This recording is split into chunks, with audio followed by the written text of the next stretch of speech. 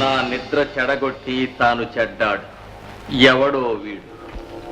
మహావీర ముచుకుంద, మీ కంటి మంటల కాకుతి అయినవాడు కాల యవనుడు, లోక కంటకు, ఈశ్వర వరప్రసాది అయిన వాడు మా కవచ్చు. మీకు నిద్రాభంగమనరించిన వ్యక్తి మీ కంటి మంటలలో నిర్మూలనము కాగలడని నేనెరుగుదు. కనుకనే దుర్జయుడైన శత్రువును మీ కడ చేర్చి కడ తీర్చవలసి వచ్చినది. క్షంతవ్యుడ.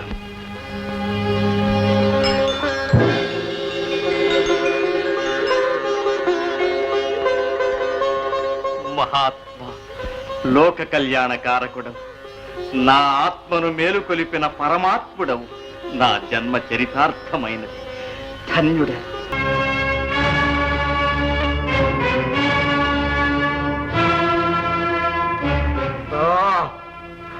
నారదా,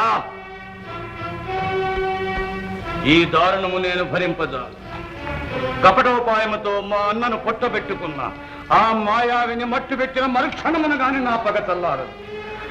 ఎంత కాలము చెల్లిన చెల్లుగాక, ఎన్ని ఆటంకములు వచ్చినవచ్చుగాక, సంకుల సమరమున యాదవాసముని హతమార్చి వాని అంగాంగములను ఖండ ఖండములుగా ఖండించి పొంగిన రక్తనాళములను త్రెంచి ఆ రుధిర ధారలతో నా అగ్రజునికి తర్పణము గావించద. ఇదే నా ప్రతిజ్ఞ. అది నీవనుకున్నంత సులభం కాదు. కారణం, శ్రీకృష్ణుడు దివ్యశక్తి సంపన్నుడు. వజ్రాన్ని వజ్రంతోనే ఛేదించాలి. అర్థమైనది మహర్షి. మీ ఆకుచాటు పిండ తడిసే, కొమ్మ చాటు పువ్వు తడిసే,